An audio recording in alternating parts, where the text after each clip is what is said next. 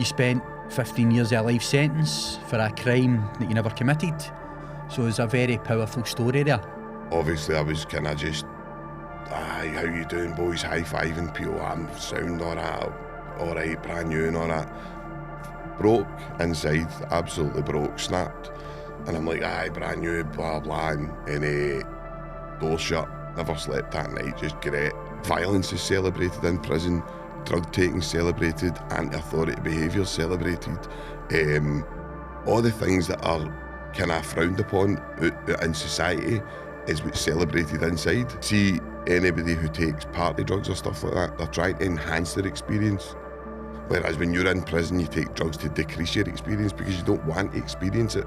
To me, it's all a trauma response. It's like you're trying to block out a trauma, and some people are blocking out childhood trauma, then they're blocking out whatever trauma they've had growing up, then they're in a prison. And I don't care what anybody says, a prison re-traumatises you every single day. If you've got the most traumatised people in society and you put them all in the most chaotic environment, right? What the fuck are you expecting? What is it what are you expecting that's going to come out? Like, are you expecting a guy that's going to come out and just go, because you hear a lot of people going, he had his chance, and you go, mate, that guy's coming out, he's got nobody, he's no got any family, he's got no pals, he's got nothing.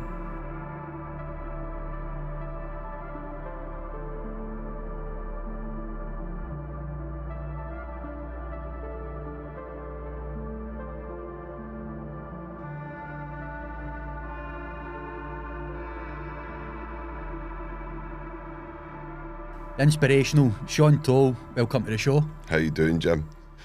It's amazing to have you in the studio, mate. It's been a long time coming. No, definitely. I know it's been on and off, and kind of, but no, really glad to be here, mate. Really glad to be here. Finally, you're here, because before we started there, we had a conversation that lasted about an hour. Aye. And I'm saying, why did we not record that? A podcast itself. It would have been a good episode itself. But inspirational story, mate. I knew you for back in the day, growing up in more or less the same schemes. You spent 15 years of a life sentence for a crime that you never committed. So it's a very powerful story there, and I'll be happy to guide you through it, mate. Aye. No, not looking forward to it, Jim. Before we go right into your story and your book, of course, Authenticity and Chaos, that you can purchase on Amazon, the link will be in the description. But before we get right into it, right, talk me through what you've got going on in and now, like social sessions, the podcast, and just general life, mate. I know you've got a young family now. Aye, so obviously just things have changed, Jim. Just look, I've got kids now, and obviously you're just kind of a dad now, do you know what I mean? And you're obviously just kind of navigating that kind of world now, do you know what I mean? And it's totally different for obviously where I kind of obviously ended up and grew up with a lot of my kind of adult life. But social sessions, I'm hoping that I've got different things, different ways. I don't know what way to go with yet, Jim, but obviously I'm hoping to come back maybe in the new year. I'm hoping there's a couple of people that I'm hoping maybe it's going to come on board with me and stuff like that. So we'll see how it goes, do you know what I mean? But you know yourself, there's a lot of hard work in it. And doing it with a family and trying to keep up a job and stuff like that can be hard, you know what I mean? It is, mate. It's difficult. A lot of people don't see what goes in the background. No, and everybody thinks you're a millionaire, do you know what I mean? And you're actually in the red, do you know what I mean? Oh, aye. It takes a long time. It takes consistency, commitment, you know, and aye. As you said, trying different things, try to engage with the audience, give them what they want. Definitely. Sometimes it's controversial. But like I said, powerful story, mate. Aye. If you don't mind, I'll try and take you back till at the start, your first chapter. I will. Obviously, I was convicted in 2005 murder I never committed, and I can't really talk about too much yet, Jim, do you know what I mean? But a poor guy lost his life, and obviously that, you can never go back there and take that back, do you know what I mean? So that was the main thing and the worst thing that happened. My wrongful conviction was always secondary to that, do you know what I mean? So, but basically it was a fight, went wrong, it was in a garden, and it kind of, obviously somebody lost their life. So I was convicted of that at the High Court in Glasgow in 2006. I went to Pullman, obviously young offenders, do you know what I mean? And it was a fucking nightmare, to be honest, Jim. What age are you? You're only 18 or something? So, no, I was 19. So 19 when I hit Pullman, and then obviously spent kind of a year there, and then went to Shots. So no, I was 20 when I went, 20 because I was 19 when I went in the first time. But obviously that was just a remand, and we all get bail, and we were out for a year on bail, and then we go obviously the trial. I get convicted. Do you know what I mean? So then I went to Pullman. It was a shock to the system, to be honest, Jim. Like obviously I grew up in Kindora. I grew up with the kind of, that time it was all kind of gangs and stuff like, you know, your cell round about Cumbernauld. No anything like Glasgow or anything, but it was tough enough, you know what I mean? And obviously you're from Cabray, and Cabray and Avonhill were always kind of the worst two areas, do you know what I mean? But I grew up in Kindora, and we were all kind of just the usual kind of thing, like go out drinking, hanging about the streets, and there was never any real malice in anything we were doing, do you know what I mean? But you were kind of involved in that kind of hanging about the streets. So when I went to Pullman, you do just get hit with like this shock, like because you obviously get off the kind of the bus and you go into the kind of reception area, and they give you a suit and stuff like that. Do you know what I mean? So the guy gave me a suit, and it was like, I don't know what it was, but obviously I'm a big boy, you know what I mean? So it was like a medium or something, and it looked terrible, and I wasn't expecting to get to jail, Jim, so I never had a bag or nothing. So I had these Italian shoes on and this fucking jumpsuit thing, and I'm walking into the hall like that. My God, man, what's it? So you walk in, just mad, just a different world, know what I mean? It's just all boys. A lot of boys that are used to that, but a lot of boys that have maybe been in care, a lot of boys that have been through that, maybe boys from Glasgow that have been through a lot of trauma in their life that jail doesn't really affect them. That wasn't me, do you know what I mean? It was a big thing for me, Jim.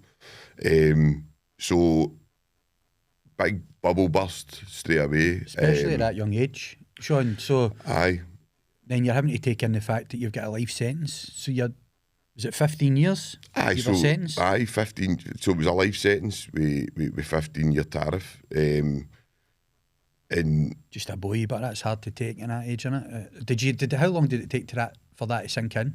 So see the first night, Jim. The first night I went into, I went for North Wing, and obviously I was kind of just, aye, how you doing, boys? High-fiving people. I'm sound all right, brand new and all that.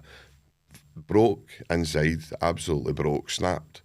And I'm like, aye, brand new, blah, blah, and door shut. Never slept that night, just great.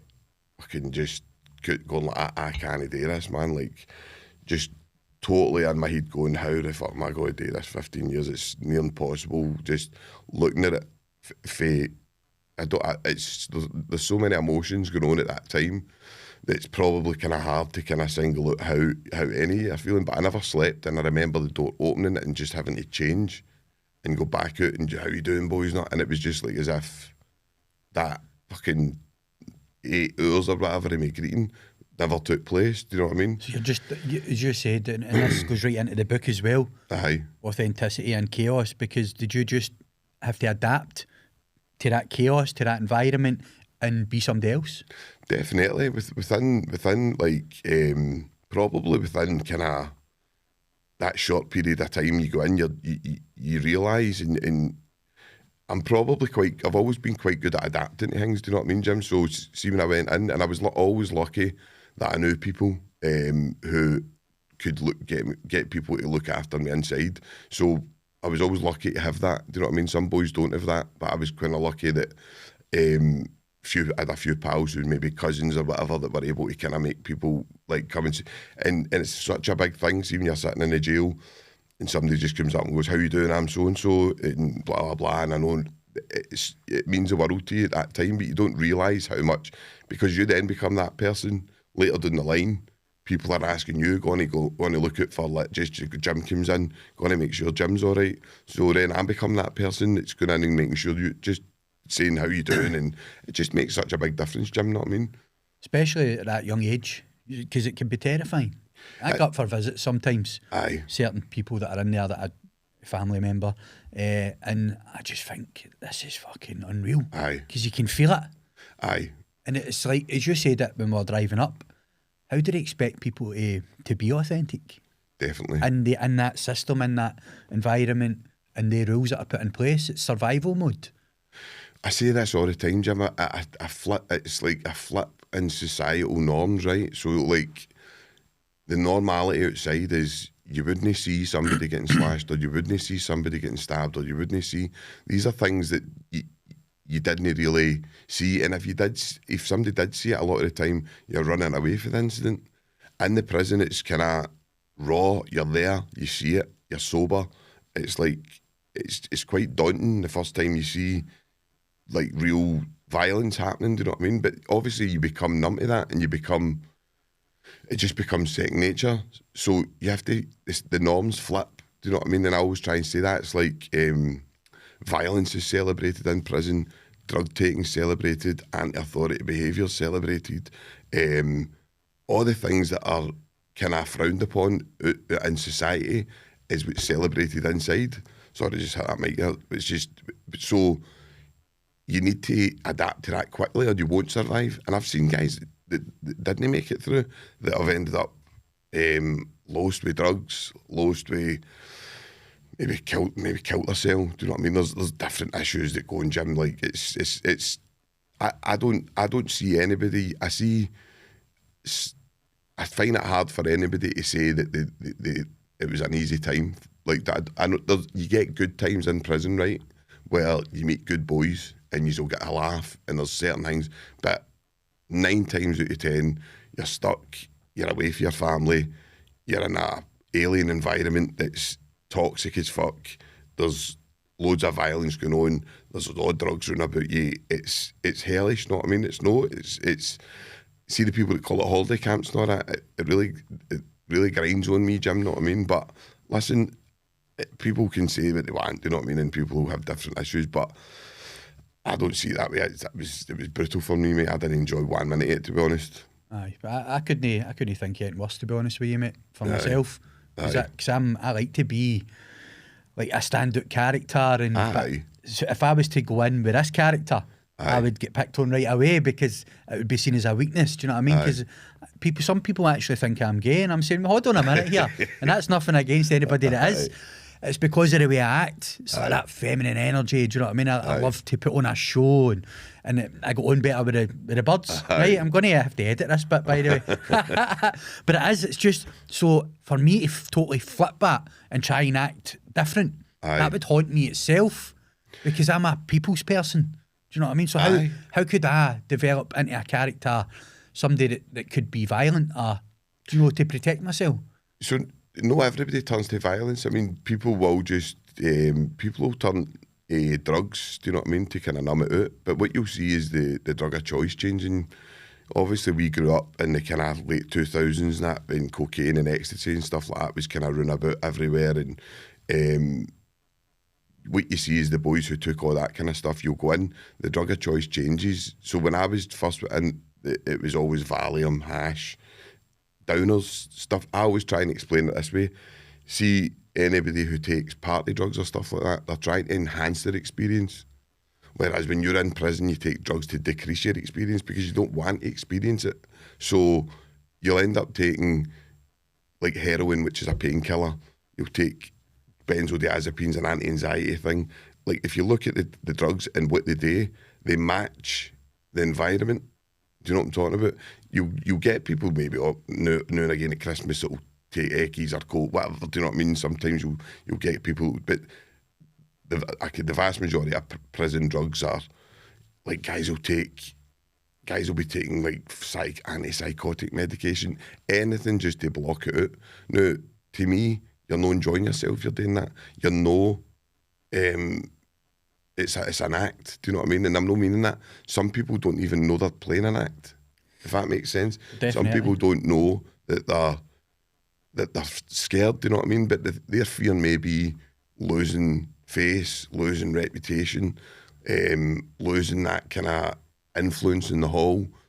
This is what they might be fearing. Do you know what I mean? But it's still fear that's driving them. So every single person, even the staff, are operating on a fight or flight mode. Do you know what I mean? And then you'll sometimes get, obviously, fight, flight and fawn, and you'll get people that will just merge into the background and no do getting, do you know what I mean? But most of the people will, if you're in for any length of time, you'll end up involved in the drug scene. You'll end up involved. It's very hard to stay away from it. I could count my one hand the amount of people that I know that did actually stay away from it. How did you manage to? Did you stay away from it, or did you dabble with certain things? So I dabbled with painkillers. I ended up doing my back in anyway, so I was on tramadol and stuff like that. But you were misusing them. Do you know what I mean? You were misusing.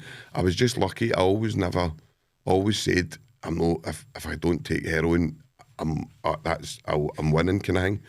And I stuck to that. Do you know what I mean? I never ever took that. But a Valium, anything that could block it out, sleeping tablets, Zimmers and things like that. Anything to block out my time, I took, do you know what I mean? Especially after I lost my appeal. How available was the heroin to you? Oh, you could have got heroin at any point. Maybe not as much in Pullman, but certainly when you go to... So Pullman's more like kind of... A lot of guys smoking hash, Valium. It's quite... No, I know it's changed now.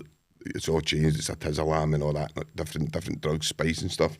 So I know it's all changed now. So...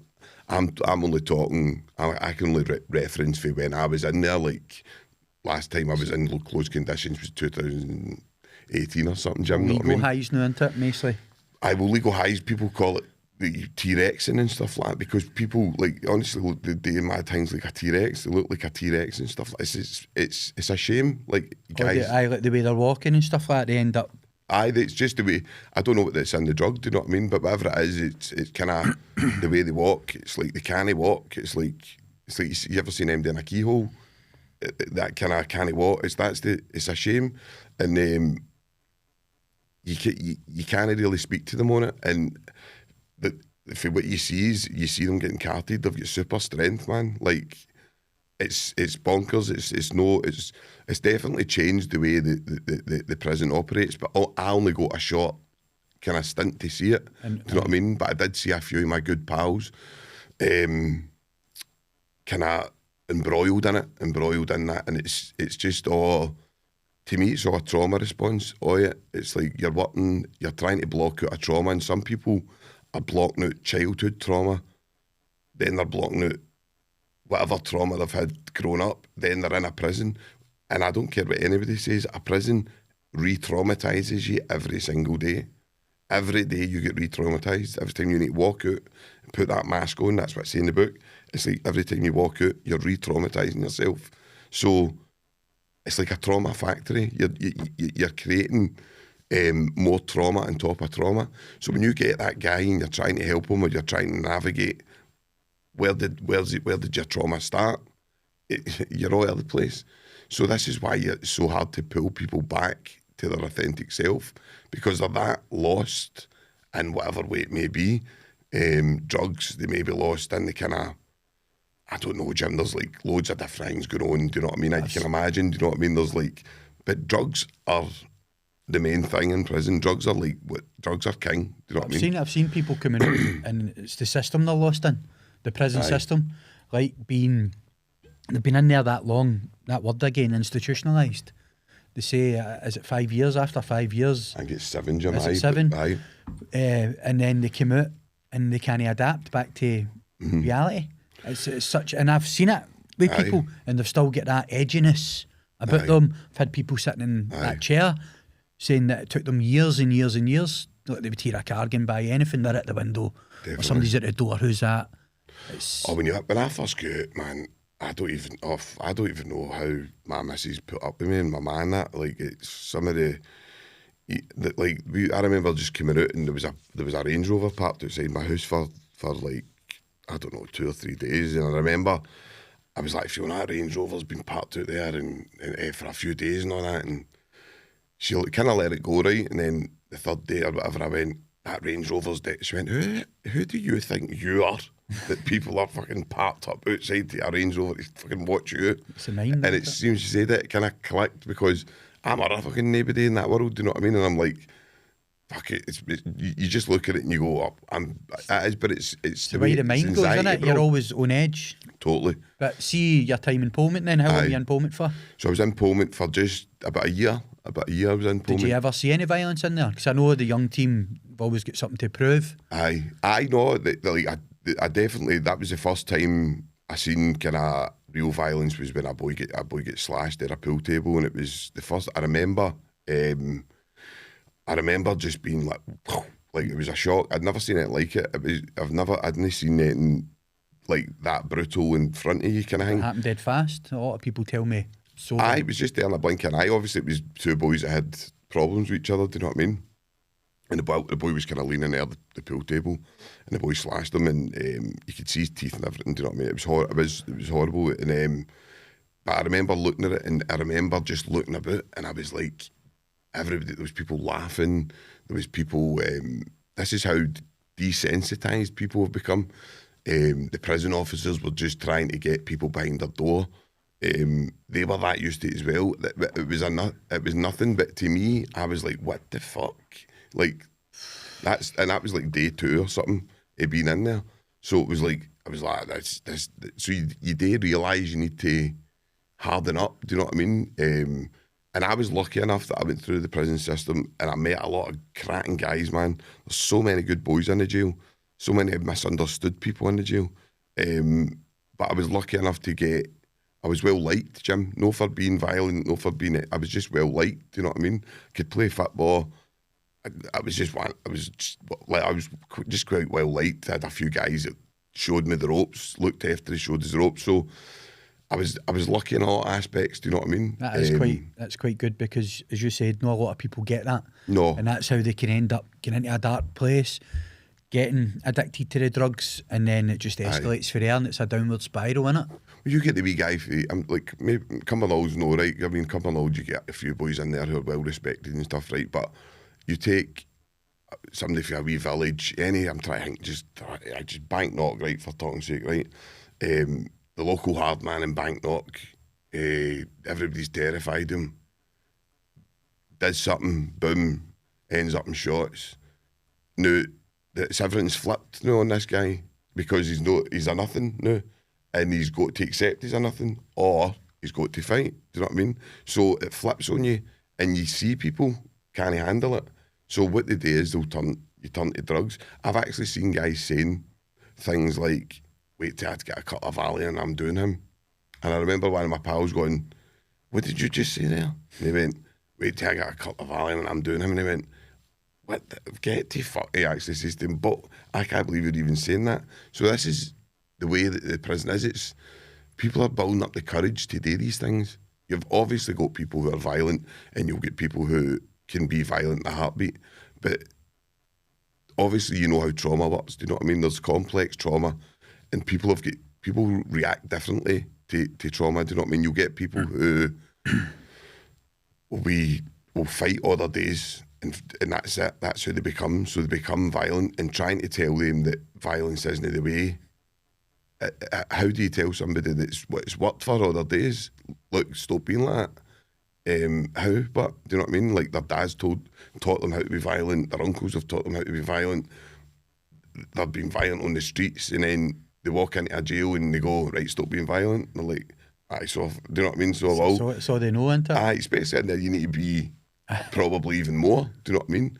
So I've seen a lot of guys with reputations and stuff. They come in and they're not what they're made out to be and stuff like that. Do you know what I mean? Then you got other guys who you've never heard of, who you just wouldn't want to mess with. Do you know what I mean? Boys for Greenock and stuff like that. You know that the stuff they've done.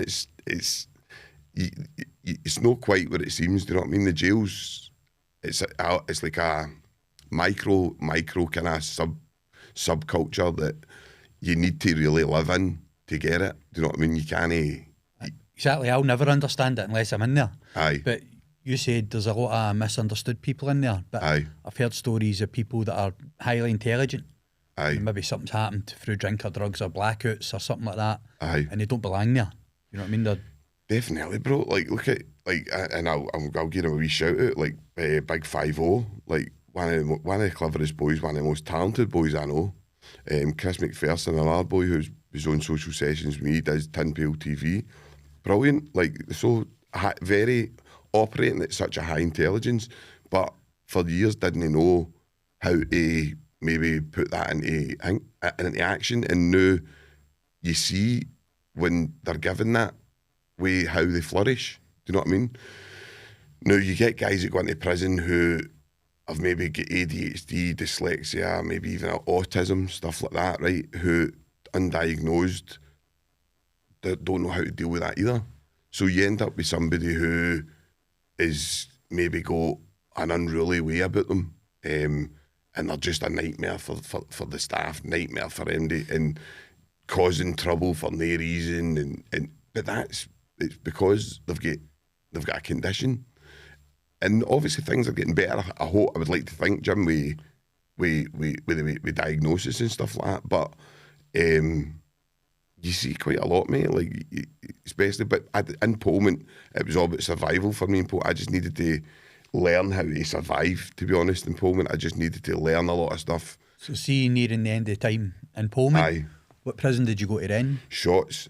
And you were only 21 or something? 21, up to Shots. Up to Shots. What was that experience like, going from Pullman to Shots? What were you thinking? What's going through your mind? So you're shiting yourself, right? So obviously you're obviously terrified, and there was a couple of things that happened. I can't really go into it, but there was a couple of things that happened, and it was like you were shiting yourself even more for going up, right? And so you had to kind of go like, right, fucking just go up, face the music thingy. So I was lucky again when I went up there. A right good pal, a right good boy from the north end of Glasgow, was well known in there. He ended up kind of taking me and kind of showing me how to do things, and I was lucky to have him. Do you know what I mean? Then you do meet boys like some of my best pals and stuff that I met in Shots. Shots was a lot more laid back, Jim. Shots you could go to, and there was a lot of kind of really violent people there. There was a lot of kind of people who were at the kind of high-end organised crime. There was the people who were like doing lengthy sentences and stuff. Guys who'd done their jail or just for they were basically 14, being in homes all the way through. So it was a dangerous place, but there was much more respect in Shots than Pullman, if that makes sense. Because, as we said earlier, the young team, something Aye. to prove. People in Shots doing long sentences, lifers. Aye. They don't want to be having violence every day or having to watch their Aye. back. So it's a bit more respected, is that what you're saying? Definitely, Jim. And so I can probably say Shots was my favourite prison because at that point I had no drug problems. I was like, there was nothing like that. There was nothing that was. I was just kind of getting on with it. I was reading into law a lot. I was reading a lot of stuff about my case. I was kind of so I started my degree in there and stuff like that. Do you know what I mean? I started doing all that kind of stuff while I was in there. But you're still obviously, you never came out of that fight or flight mode, but you don't realise that until you actually realise that you're addicted to fight. You're addicted to that kind of fight or flight kind of nature. And it's hard to imagine that, right? But you're actually become addicted to the chaos.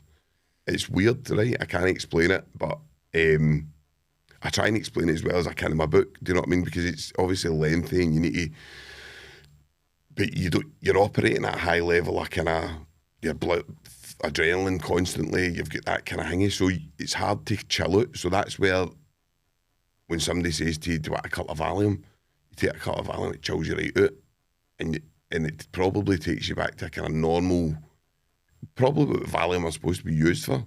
When you first take them, you're like, oh God, I've needed that. Do you know what I mean? Like, I've not realised that for maybe 2-3 years there, I've been fucking operating at a pure high level of fucking anxiety. Do you know what I mean? So when somebody told me I first had anxiety, I was like, no, because this time you've got the jail hanging, and you're like, I'm not scared of the MD and all that, and I'm not getting anxiety and all that, and they're like, that's no anxiety. Do you know what I mean? And I'm like, when the truth is, you're terrified. Do you know what I mean? Like and you're not admit it to anybody. I know, and you kind of need to just work out your own way of doing things, Jim. Do you know what I mean? But I definitely felt I got my first panic attack in Shots, And I thought I was taking a heart attack. And I was like, put the bell on. I remember everybody was laughing. All that. You know what I mean? Like, because you don't get, like, you'll not get any fucking... Well, there's no sympathy. No, no sympathy in the jail, you know what I mean? So, I remember I was like, I must be... So they come in, took my pulse and all that, and he says, you're all right? If you took it in? I says, no. But you must be a panic attack. I says, a panic attack? It was just stuff I wasn't used to. So I had to come to terms with that, I know, Jim. So you're working with anxiety. I didn't know anything about all this at the time. I was only still young, 23, picking stuff up, but not really being aware of what's my surround. Not really being aware of what's happening to me. By this time, I'm totally disconnected from myself. I'm only connected to the environment. Do you know what I mean? You're connected to what's happening, trying to maybe, I don't even know if it's you're looking for that kind of validation for other people, but you're certainly not validating yourself. That's a way you're disconnected. So you need to try and connect with yourself again to even start being able to look at what's going on inside you. And I think that's probably where. But Shots was good. Shots, I can't say. I mean, I liked Shots. Do you know what I mean? Shots was pretty good, Jim. How long were you in Shots? I was in Shots for 3 years. 3 years. And then we went to Adwell. We were the first ones up to Adwell. Is that when it just opened? Just opened, first 24 in. Again, a different experience up there. That was nuts. I heard the stories about the place. Mate. That was the riots and stuff. Were you in there with the riots? Was it you that started it? No, I wasn't involved in it, mate, to be honest. So on your wing, or did you hear about it? I think there was one on my wing, but it was all the boys that were all fucking after Reed, you know what I mean? But it was, Adwell was, basically it was a prison. So when we drove up, there was there was 12 of us for Shots, 12 for Glen So when we drove up on the Alliance bus, right, fucking this boy, guys I've never seen prisoners before, right? And they're like, hi Sean, would you like a Mars bar and all that? And we were like, the fuck's this place all about, right? Mate, just we totally get on the different, right bus right? here? Aye, right, totally different. That's crazy. We've jumped into the wee bit and they're pure, can we get his coffees? I know what they were trying to do, right? I know what they were trying to do. The old British right? method. Aye, they were trying manipulate. No, they were trying to, I think they were trying to humanise people, right? But you just came for a fucking place that wasn't it like that, right? For chaos, and it's like walking into the special unit. Aye, but they weren't ready, but no even like that, because they weren't trained for that, if you know what I mean. They were just people... Trying a new method. Trying a new method. I think, I don't even know, right? I'm not sure, but it wasn't what I was used to in any other jail. So we got all the stuff through. They were telling you, the x-ray machine's broke and all that. No, you tell 24 boys in the jail that the x-ray machine's broke. The first thing they've got to do is get others a shit in. There's parcels everywhere. Do you know what I mean? So it was stuff like that they were doing. So inexperienced and all then. Totally inexperienced. And then they were putting all the mail, just putting it on the table. They weren't even checking the mail, so they were just dumping it all on the pool table and just going up and letting you take what you wanted and stuff like that. Do you know what I mean? It was bonkers until Audrey Park came in. And Audrey Park, she was like an SPS governor. She came in and kind of started to kind of get it. But some of the stories you wouldn't believe for Adwell, like I'm just trying to think of like ones that just even to kind of this one, I think one of the guys, he's actually brand new and all, one of the officers, Andy, right, comes up and he says, we were like, what's happening with the Christmas disco and all that, the Cottonville disco? Cottonville disco? Aye, right, he's like, what? He says, the Cottonville disco. And we were all like, going to put my name down for it. And he's like, right, okay. He's like, way out and all that. Gets a fucking bit of paper, man, starts putting all the names down, fucking bum. And I'm like, this cunt's fun for this, know what I mean? So he's obviously walking about and he's going, you going to the Cottonville disco? So everybody's obviously like, aye, mate, put me down. He's shouting, we're going to need more than one bus, I think, by the way. There's a right few of them. And we're all like, oh, for fuck's. That's just how inexperienced it was, right? Pure gullible. So the guy walks out, obviously, the manager, and comes back and goes, I can't believe he's done that, boys, and all that. That was fucking dead embarrassing going out there like that, no? And we're like that. So it was, I don't agree with private companies coming in and owning jails and all that. Anyway, if you break your contract, I mean the way law works is if you break your contract with society, You go to court, you face it, whatever penalty you get. So it should be the state that's punishing you. It shouldn't be a food company. You know what I mean? Sodexo's a food company. It's like me and you having enough. This is the way I try and say it. So say we were all billionaires and you're looking at different countries and you're going, right, they will build a jail in Scotland. Now, the only way we're going to build a jail in Scotland is if you're looking 20 years down the line and going, there's still going to be crime there. Because you wouldn't invest in a jail if it was like that. So clever people have looked at that and went, aye, that's a place to invest, right? So to me, you shouldn't be allowed to make profit off crime because criminals aren't allowed to do that. Criminals can't make, but you're profiting off of people creating.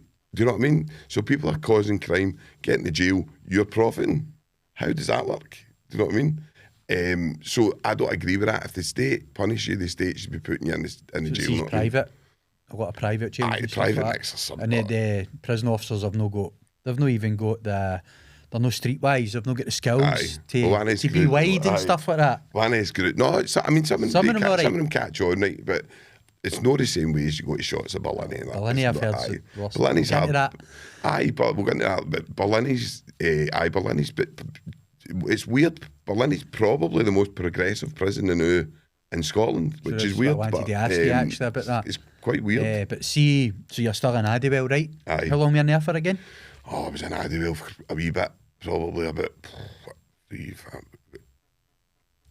5, 6 years or something, maybe. It's a good chunk of your sentence. Aye, so that's you probably about 8, 9 years in then, by the time you're getting towards the end of that. Aye, so I Was there any other funny stories in Addiewell? Because you must have had I'm trying to think. Like obviously there was another one where it was the very start, right? So this, obviously, we're all stoning and smoking on the landing, right? And this screw comes up and he goes... smoking all that in there at the time? Aye, you could get used to half ounce at the back. I mean, the half ounce at the back, I was like £3 at the time. Right. So me and my two big pals, no name their names, right? But we're stoning and smoking and that, right? And this screw walks up and he's just a brand new screw, just right out of the wrapper, and he's come up, I said, don't smoke on the wing, right? And I says, what do you mean don't smoke on the wing? I says, everybody smokes. I'm telling you now, put it out and all that. I says, one of my pals says, oh, fuck off. He says, you're on report, the freeze and all that. And I'm like, right, whatever, mate. Fucking do what you're doing, man. But he's went into the cell, right?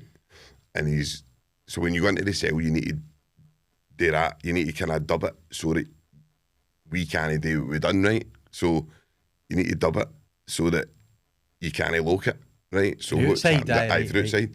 So he's no dubbed it. And I went, he never fucking dubbed that door there. So he's like that. I says, dear, come on, watch this. And I've just grabbed it, pulled the door there, right? And obviously he's like that. Right, fucking, you're in big trouble. I says, no, you're in trouble. I says, you never dubbed that door, right? And he's just done, right, okay, I'm sorry. Right, oh, and we were honestly, right, I swear to God, right, and we were like that. He's on the bell and all that, but we just kept cancelling it, like cancelling the bell, right? So he's going like that, so we were going, right, say sorry and all that. And he's like, I'm sorry, boys, and all that. And we were just taking the piss up, I mean, we were going, right, we're allowed to smoke the landing, and then, you can smoke landing, and all that, right? And then he's no what then, you know he's made a... He'd like get sacked for that, know what I mean? He'd get sacked because it's quite a big... He's no dubbed it. He's no dubbed it. I'm trying, I mean, there was that many stories. Addiewell was one of the places, mate, that there was loads of good times in Addiewell, and I met so many good boys, do you know what I mean? And I miss a lot of my pals, do you know what I mean, that were in the jail. Like, I do miss a lot of my pals, and I feel terrible that they're still in there, do you know what I mean? And I always try and... What's some of your stuff when you were talking about that? Because you're with these people every day. Aye. Do you know what I mean? You spend their time with them, you do your own family. Definitely. So you're going to miss them. And some of them are the best boys you'll meet. And I know that sounds mental, but it's true, man. It's like they get most guys are in prison for an incident that they've no meant, right? Because see, most good criminals are outside, right? This is what... And I don't mean that. There's loads of good criminals inside, because obviously you get operations on you, whatever, like... So there's loads of good criminals inside, but most of the prison population is people who are addicted to drugs, who are outside feeding a habit, that are actually probably probably like if you met half the people that are in there, you would walk away going, I feel sorry for that guy. But he's maybe done things that in the papers, the media, I don't care what anyone says, the media have got a massive part to play in the way that they sensationalise things and make things sound a lot worse than what it is. Because they done that to you, didn't they? Aye. Because I used to see it in the papers. Used to do it all And the I knew, time. obviously, I knew you're about the same age, Aye. a bit older maybe. Aye. But because I knew you as a teenager, and Aye. you were always sound. You know what I mean? So I knew the real character. I know. But the paper was painting you as this monster and this thing, and I was like, fucking hell. It's, mate, you get you get the stage where like it becomes laughable in the way that you've got to just kind of go, but it's your family it affects. Do you know what I mean? It affects your family, and it probably affects people that other people's families, and there's a ripple effect, and they are just chasing that sensational story because a lot of it is lies, and I mean that in the like you can, if anybody was to fact check the Daily Record or fact check the Sun or fact check the Mirror, any of these red top papers, mate, you would be lucky to score 10% accuracy and see their sources and all that.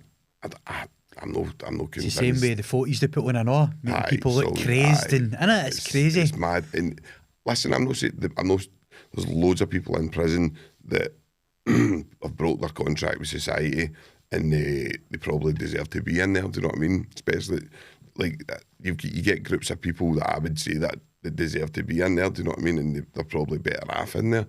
But whether you get, society will always kind of go, and I always try and say this to people, I always try and say, look, see if you look at the prison system as a place, because it's not a vote winner for a politician to come in and go, do you know what, I'm going to pump some money into the prison, I'm going to start doing trauma work, I'm going to start doing real addiction work, I'm going to have halls where it's like a rehab setting, I'm going to take these boys right back to their childhood and we're going to work through their trauma.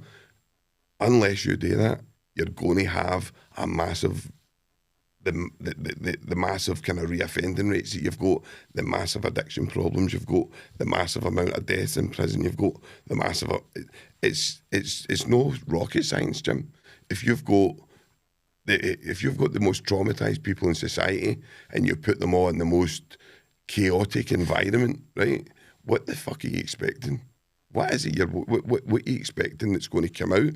Like, are you expecting a guy that's going to come out and just go?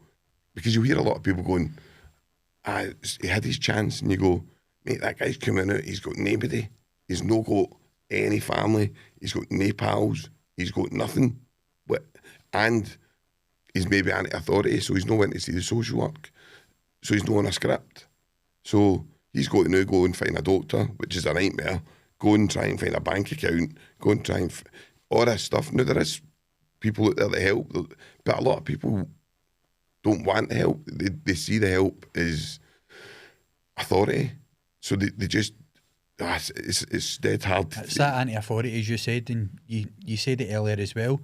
You're coming for childhood trauma, and then maybe traumas or the incident that landed you in prison, and then the prison trauma. Never-ending cycles of trauma. So how are you meant to heal unless you take them right back and have a different approach, mate? But I like the way you're thinking. But so we'll keep moving on in the story, right? In the book, you were in Addiewell, and then was it Berlin? Berlin, mate. So you remember that day getting transferred? So that was a good day. Obviously. But this time you're kind of 11 years in, so you're not really bothering what prison you go to. Do you know what I mean? A jail's a jail, but now, do you know what I mean? In the way that you've done that enough time, you know, you're kind of established in the way you know a lot of boys, and so wherever you go, you kind of know somebody. Do you know what I mean? So when I was going to Berlin, I kind of knew there was a few of my pals were down there, and plus you're getting down there to what's called the top end. So you're getting out. It's kind of like training for freedom. So you go out and do your daily, like your kind of placement outside. So I was working in a you rehab. Were getting out then? So I would go to work in the rehab for the day, come back. Do you know what I mean? So I was out. What was that experience like? So your very first time getting outside, like. So the first time that was actually a funeral, right? When they took the cuffs off me at a funeral, and at my uncle's funeral, and this is what I remember. My mum was dead upset with this because there was a few of the boys at my uncle's funeral who have been in the jail and stuff like that, and I kind of navigated towards them rather than going to my family that probably are there, like, don't talk. So I was over there talking about how so-and-so and what's this man up to and all the bullshit, all the jail shite. Whereas my ma was like, why are you not talking to us? But this, I was more comfortable there. It's Do you know what I mean? 11 years of your life. Aye, I was like, more comfortable in that talking pish than trying to have a. I couldn't be bothered with people going, how's your appeal going, and or how's this going, and I was just, I couldn't be. It was just no. It was you just walk in there and you're like, how's he's fucking off. He's not. I was lost it, but all the bullshit. because that's all you've known for all the Totally. years. But it upset my wee ma because she was like, I always remember her going like, why did you know? But it took me. I didn't notice it either. I'm oblivious to this until my ma points it out. Do you know what I mean? And then I go, well, I was being like them because I probably felt more comfortable, but I didn't. I only started looking really at myself when I went to Berlin. I started looking at different things, awareness, looking at kind of spiritual stuff and all that. Do you know what I mean? A guy gave me a book called, what was it called? The Celestine Prophecy. Right. I read The Celestine Prophecy, fucking loved it. Wanted more. I was like, give me more of that. These books about John Gotti and all that, get me fuck. But I want to read these books now, you know what I mean? So I started reading more books, Chimp Paradox, and started getting into guys like Gabor Mate and looking at trauma, and then you just start seeing it. You just start seeing it everywhere. It's like it's like, I don't know, you just start. Would you say that was like an awakening at that point? Like you've kind of woke up out of the chaos that you've been in for all the years, and you can see people are still stuck in it. Aye, but I'm still stuck in it. So But they're still getting awareness then. Definitely. Hold on a minute, this is what I need. Aye. I need to heal the trauma. Definitely. Because there's people go through their full life and never get to that. Definitely. They're constantly getting about with the blinkers on, Definitely. or using, Aye. or abusing. Or you get these people that just can't grow out of it and want to still be fucking like gangsters at fucking 70-year-old, and you're just like, fucking They'll hell, never man. change. Like, whatever. But that's like, good do your that thing, towards the end of your sentence, you start to realise, right, I want to read these books now. Aye. Never mind John Gotti and all that. Aye. So, because that really helped me in my recovery. Aye. Totally different story. There was no prison trauma similar, there. but it's very child similar. addict, do you know what I Very mean? And similar, going mate. through. But that helped me when I started getting an awareness. Aye. Like natural highs. Aye. And sitting thinking about the chaos and the problems instead of trying to block them out. And how to heal it. And using your experience moving forward in life. The way Definitely. you react to things, situations, even dangerous situations. It's Definitely. going to be your reaction. Are you going to attack first and think later? Or are you going to think, and try and solve it the best possible way? That's very Definitely. difficult in a prison environment, obviously. This is kind of where my book came from, because I was trying to be authentic, and I was trying to reconnect with myself, but that environment wasn't allowing it, because you were always sucked into something, and I mean that in the nicest possible way. What you'll see, Jim, sometimes I've seen some of the guys, like some guys that like very high, operating at the high levels of organised crime or whatever, and they just go like that at Berlin stage or Castle Huntly. Listen, I'm done. Just stay away from me. I'm just going to do this myself, because you need to do that to get out, because that prison environment will suck you in all the time. If your awareness levels don't raise, or your consciousness. I mean, I know some boys that have went to the tap end 12 times. Like the success rate in Berlin, and listen, I'm not trying to get a dig at Berlin. I actually like the governor in that Mick Stoney in Berlin, and as I said before, Berlin is probably the most, but it's still an SPS jail. I don't agree. I've never seen addiction getting punished to the end yet. I've never witnessed trauma getting punished. Like, you can't punish trauma, addiction, all these things out of somebody. So I don't agree with the way our jail system operates. But I know that's they need to operate that because that's the legislation that they've got. So you get people that they try, like Mick Stoney and that will try different things, and good on them. Look at the special unit. I watched that thing with Berlin no long ago. I think it was like fucking 30 odd prisoners, 35 prisoners, I think 3 reoffended. And if that doesn't show you the success rate, that's a 90% success rate you're getting there, because what you're doing is you're humanising this person for the first time ever. This person's never been humanised, so you're showing them, look, you're just as much. You've got a right to life the same as anybody else, and you're somebody you can connect with yourself. So you get your Jimmy Boyles and you get your Larry Winters and you get people like that who were Johnny Steele and boys like that who were really fucking horrific prisoners to work with, that are now outside trying to help people, trying to do, because they were offered a thing that probably we'll never see again, Jim. And it's because the public can't stop that. They can't stop that thing where they want punishment. They want to see people punished, right? And I get it, because there's a lot of crimes that are horrendous and heinous that you see and you go, like take Ian Huntley, for example. How do you humanise that?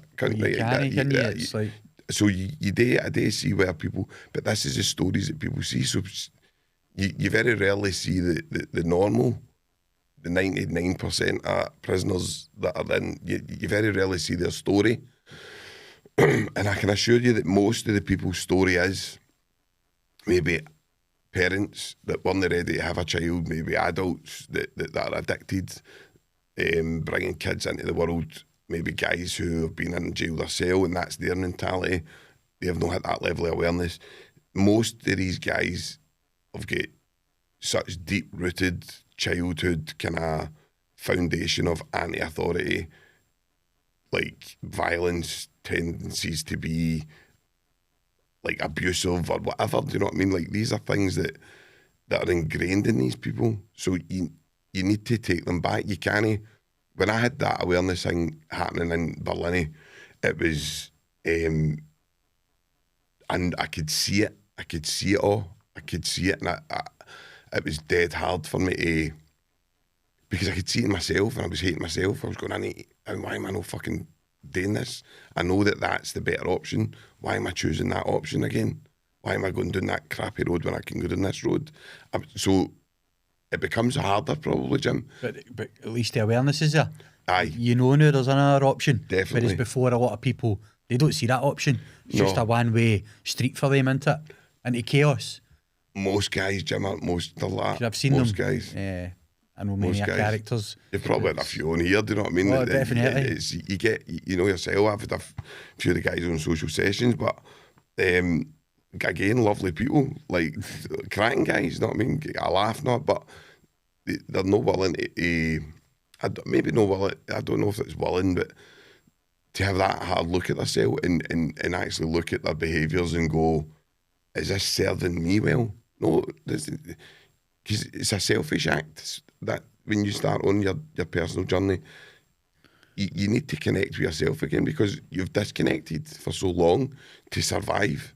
Because the only way you're going to survive is disconnecting. You can't walk about being this, because you'll just get the cunt took at you, do you know what I mean? So you can't walk about being that person that maybe me or you were, where you go, batter in, take as much coffee as you want. Mate, when I'm left in the morning, you know what I mean? You probably slashed or not. Do you know what I mean? So it's, and you'd be clipping somebody's toenails the next day. Definitely, bro. So it's a thinking game every day. But moving towards the end of your time in Berlin, then, how long were you in there? So I was in Berlin for 2 years. I'd finished my degree in Berlin, and I got my day out and all that. I went to go to Edinburgh and stuff with my man, my partner, and get my degree. That was a great day. What was that like? That was brilliant, mate. And I had a really good personal officer, and he took us out. You got a meal and all that? You got a meal with Nando's and all that. It was brilliant, mate. It was brilliant. That would have been a mad Suited experience. And booted and all that. Feeling different, like when you're outside and you're with a family. Because it's that mad feeling that would have been. I'd imagine. When I went up to, there was obviously loads of people getting their degrees, right? So when I went up to get my degree, the woman whispered in my ear, I think you're the most inspirational degree here today. And I remember going, thank you, and I walked back, and it was weird because I was sat with all the students, and my missus and Stuart and my ma were always sitting at the back, so I was sitting myself and with all these students, and I just felt like a mad fucking imposter, like just sitting there going, what am I doing here? Like it just wasn't the way, but I did deserve it. I done all the work for it. Do you know what I mean? So it was like you doubt yourself, and is this really blah blah blah? But I put all the work in prison to do the degree. Do you know what I mean? So it was a great day, Jim. It was a brilliant day. So probably that would have been kind of taking me up to going to Castle Huntly. And then again, it's another change, mate. Just a big, massive change again. Preparing for freedom.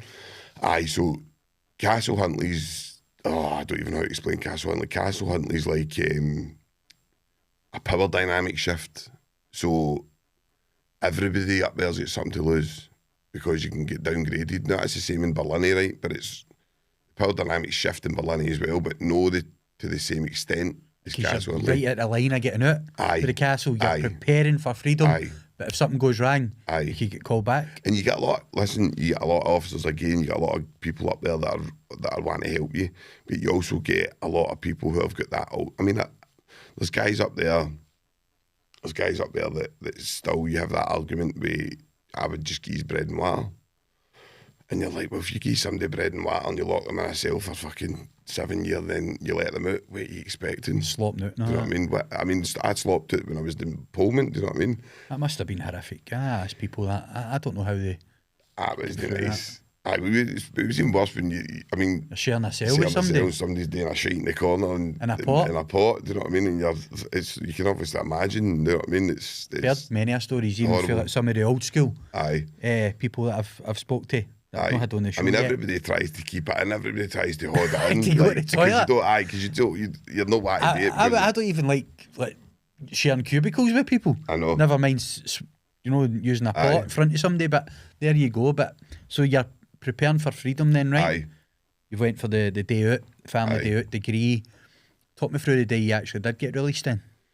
So Castle Huntly, it was the middle of COVID. So basically what happened was we were obviously kind of we're in COVID, and I would work for my parole hearing, and obviously they'd said I was getting my parole, so it was the next day you got it. So Fiona was coming up to pick me up, and then so obviously she came up, picked us up. I did see Castle Huntly. Castle Huntly was probably the best place to be during COVID, by the way, because we were seen as a household.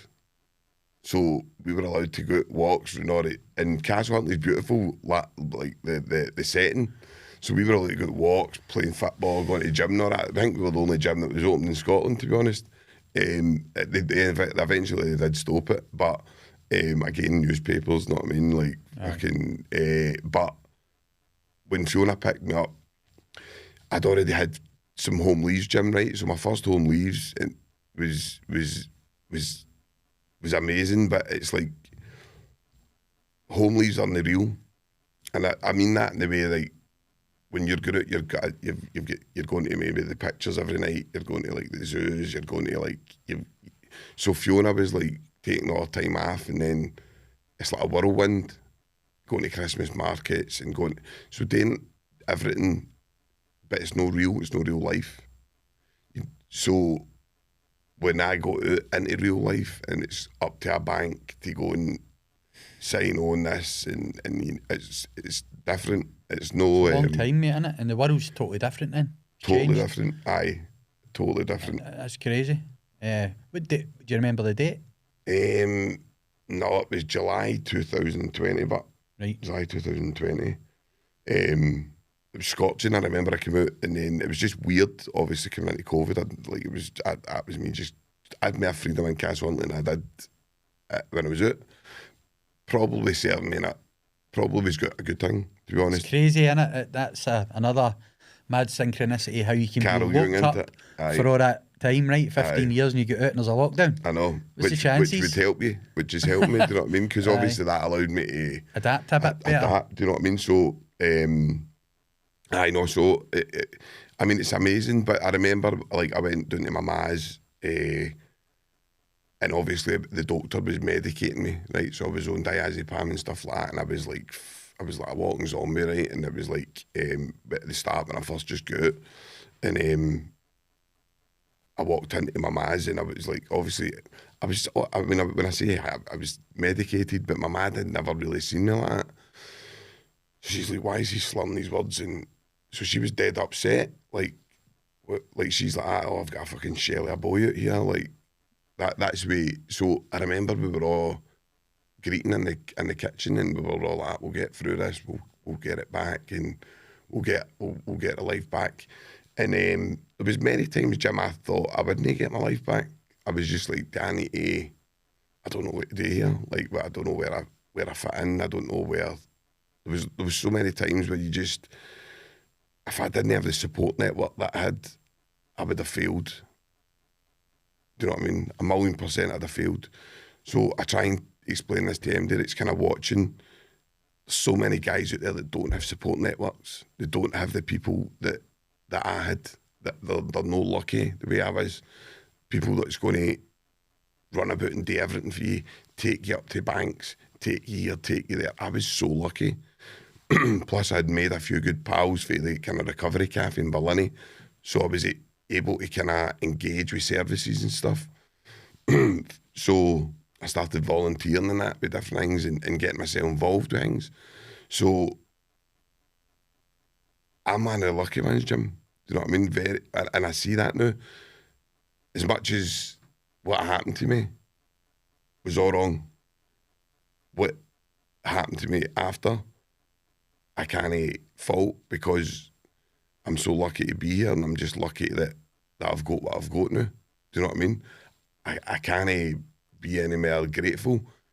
But what gets you is you still have everything in the world that anybody would want, and you can still get dragged back into that victimhood, bro. And you end up hating yourself for it, because you're like, I fucking lost all my 20s and all that, and do you know what I mean? Whereas there's a boy lost his life, so he's away forever. There's other boys running about that have just no got what I had, and you're no grateful for it. Do you know what I mean? You're very grateful for it, but you still take it as, I don't know how to explain it, but when you're in prison, anybody that's got a family member in prison will know this, that you're entitled when you're in prison. You become entitled because you're in jail. That people should be fucking running about doing everything for you. Come on, I'm in the jail. Got to send me the money. Got to do this, got to do that. I'm in the jail. You don't need a trackie. I get phone calls like that sometimes. I used to phone my pals and all that, and I need trackies, I need trainers, and then you'd go, how am I not getting them? And I mean, you'd be talking a couple of days. Entitled to it. It's not when you're out and you've got a family, and you're out, and you kind of go, fucking hell, man, how bad was that? Like the way I was acting and stuff. But that's prison. Prison makes you like that. Do you know what I mean? So if you come out and you don't have that support network, and you don't have people to show you how to change, what is it you're expecting? Like, are you expecting a miracle? You're expecting this guy just to be able to kind of switch off all the trauma that he's had, that prison sentence he's just hanged, and walk into a total alien environment and just go, right, let's go, what's happening? There's a job for me. It's impossible. It's mad as well, because I got to see two parts of you, two sides to you. Like, obviously now when you were younger, as you said, like different schemes, but parties and stuff like that. And we got on quite well. Definitely. And that, but again, only like 18, 19. And then I didn't meet you again until you were after your sentence. So it's like another 15, 16 years later. And there you are, similar character, but with all that experience, and you can see the awareness in you now. Do you know what I mean? It's like, and obviously the maturity and stuff like that. So it's good to see, mate. I've worked hard on myself, Jim, but I'm no like anywhere near the finished article. I've got a lot of demons, and I always will have, I think. Do you know what I mean? And I just would always want to highlight that the prison system's it's built to fail. It's operating in a manner that just is, it's archaic. It's no built for modern society. Do you know what I mean? Like, you look at Scandinavia, and you look at the special unit, and you look at places like this, with small reoffending rates. But for whatever reason, see if you were to get most people 1-to-1 or maybe 1-2, and you were talking about the jail, they would go, no, I agree with you, that's fucking, it doesn't work like that. See when you bring that mob mentality in, right? Everybody else to fucking hang them, and people with life sentences should never get out, and all this kind of stuff where you're like, really? Like, is that what you want? Because what you're doing is you're ostracising these people even more. And then when they come into your community and you're ostracised them, they're going to act the way they did before then. They're just going to fit right back into where they were. Probably even worse because they've got all that trauma for the prison. So I don't know why you expect any prison, like, it's mad to me that you get a justice minister. To me, a justice minister should be told, go and spend a week in each jail, go and spend a week in it just to see what it's like. Then come back out and start making policies. So don't start shouting your head off about stuff you've not got a clue about and trying to tell people that any system, if you were to look at our success rate in a business level, it's a failure on every single level. They call SPS transforming lives for the better. That's their logo, right? Transforming lives for the worst. I've never met anybody, a very small few people who have done their own stuff, maybe went on a spiritual journey in prison, done different things, but I've never met anybody that's come out in the prisons actually changed that person. I've never. So that gets, it can be annoying, but then you've got to see it from the victims' points of view as well. There's a lot of people out there that get harmed by crime, and obviously they have their say as well. So a lot of people, quite rightly so, if they've maybe been affected by crime, Jim, they'll say, no, they shouldn't get out, should be heavier sentences, and it's perspective into it, and it's all about how you feel and what's happened to you that's going to create how you feel and your ideology on that subject. Your ideology is going to be created by your experiences. Do you know what I mean? So my ideology, somebody might have a totally polar opposite to that and go, no, I was fucking like robbed and this and that, and it scarred me for life. I can't even leave my house because of it. I get that person's why they would want, but you can't go on. I done a podcast with a guy called Chris Daw, amazing guy, KC for England, and I was saying about victims and stuff, and I was saying why victims should they be allowed to, I was saying they should be allowed to have their say and they should be allowed to, and he went, no, they shouldn't. He says the law is supposed to act in a totally impartial way. If you're a victim or you're somebody who's experienced the justice system, you're not impartial. You're coming for a different level. So I get where each side is saying what they're saying, but there needs to be a healing point where people get each other and get restorative justice, maybe get people rehabilitated in prison and maybe show the public how it works. The Jimmy Boyle film, like, it shows you how much, when you humanise somebody, how much it helps. Do you know what I mean? But you said it earlier as well.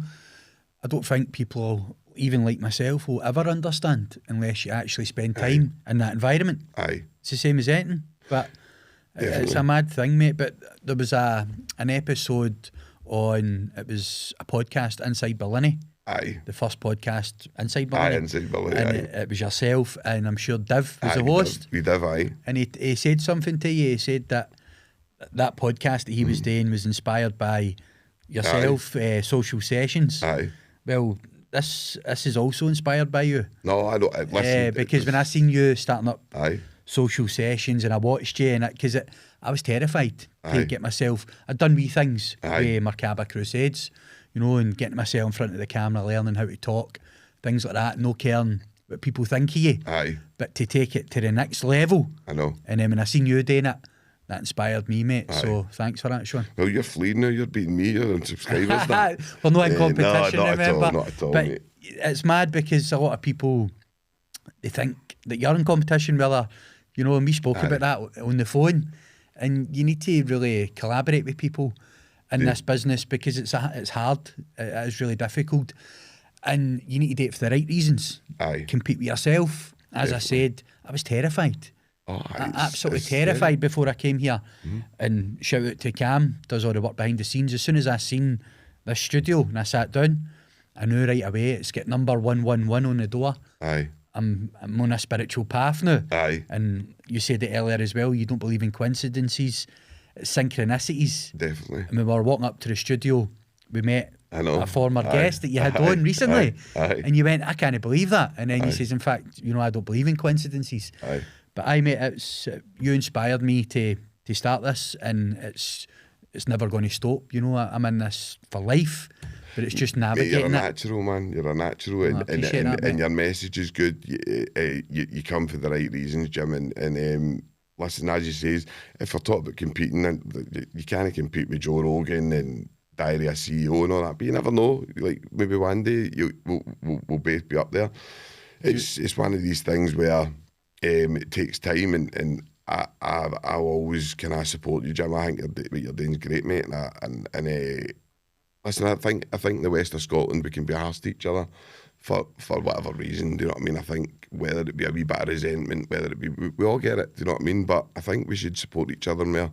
The working class people need to come together at this stage. This is only my view. The working class people have been divided so much. To the extent where the elite are just kind of doing what they want, and you've got the 1% who own 99% of the wealth, and we need to come together. We need to stop this kind of allowing these people to kind of just run. They don't have that life with us. Do you know what I mean? We do other stuff. We build our motors, we build our houses, we build everything. They don't have that big fancy life with us. We waiters and all that. We do all that. They need us more than we need them, but they've flipped it, and it made it look as if we need them, and that. So we need to come together. The working class people need to come together, and I think these kind of things are the type of things that people get together where they go, right, I'm going to support Jim. I'm going to support Jim King Show, working class boy, doing some good, trying to put out a good message. Things like that, instead of people on TikTok fighting each other and all that, and drama, and that's what they want. You know what I mean? They want that phase. But you know, we're always going to get the trolls. And I said to somebody the other day, I says, as much as it is a horrible thing, when you read these messages and that, but you need the trolls. Because they build the channel. They build your chat. They do it for you. They don't realise that they're actually giving you ammunition. But I mean, listen, it's the trolls are. I don't even bother with them anymore. Do you know what I mean? But it's a sad existence that you're sitting there behind a keyboard, fucking. And it's usually the person that's hurting the most, that's saying the most horrible things. User 2999, do you know what I mean? And you're like, you don't even show their face, do you know what I mean? But I don't know. It's a weird thing, Jim. I don't get it. It must make them feel good. They're better about themselves. Probably. Maybe slagging people like us, you know. But authenticity and chaos. Amazon, it's actually come down a wee bit in price for Christmas and stuff, but I'm hoping to maybe write another book coming up soon, a more in-depth kind of book about a lot of stuff, do you know what I mean, that I've been kind of wanting to talk about for a while, so hopefully that can get the go-ahead and stuff, so that maybe, hopefully will be coming out maybe next year. Brilliant, mate. Good to hear. But the link for the book will be in the description. Thank you very much, Jim. Everybody can click on that. It's a great read. Authenticity and Chaos. It gives you a right good insight into the prison system and the life that Sean had to go through, as you said, losing his full 20s and still coming through, being strong on the other side, mate. Oh. And also wanted to ask you what's next for Social Sessions anyway. We're looking at a season 2 here. Probably more likely more likely I just need to kind of make sure I get the guests and stuff, get the right guests and stuff, and I want somebody else to come on board with me, so hopefully in the new year I'll I like pre-recording a couple before I start putting them out, do you know what I mean? So hopefully if I can get a few pre-recorded, I've got a few good guests lined up.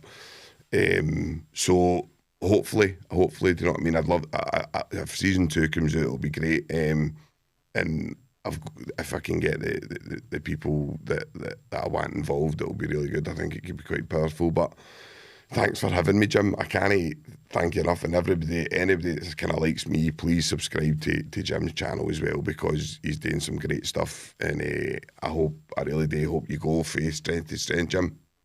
No, thanks, mate. I really appreciate it. But before we finish up on the episode, if there's another message that you can send out to the audience watching, now is the time. So I would like to just say, anybody out there that's kind of suffering through addiction, trauma, kind of any of this kind of stuff, there is help and there is light. Whether you pick a spiritual path, whether you pick a healing path, there is so much help out there now, and there's so much literature and so much knowledge that's available just by clicking on YouTube, just by clicking on looking up people like Gabor Mate, looking up people like Sadhguru, looking up Tony Robbins. There's many different people, but anybody, please just take it. There is light at the end of the tunnel. I know it's hard for a lot of people, but I think the working class, again, I'm going to reinforce that. The working class, we need to come together. We need to get together and stick together, because things are moving and we're getting divided a lot. Do you know what I mean? And so that's my kind of final message, Jim. Brilliant message, mate. It's been an honour sitting with you. Like I said at the start of the show, it's been a long time coming. Definitely, man. I'm sure we'll do a lot of work together in the time to come. Definitely, bro. Very soon, mate. Thanks again. Shake my hand. Looking forward to it, man. Good man, Sean. Thanks very much, brilliant, mate. Right? Brilliant, Jim. Good show, my man. Good show.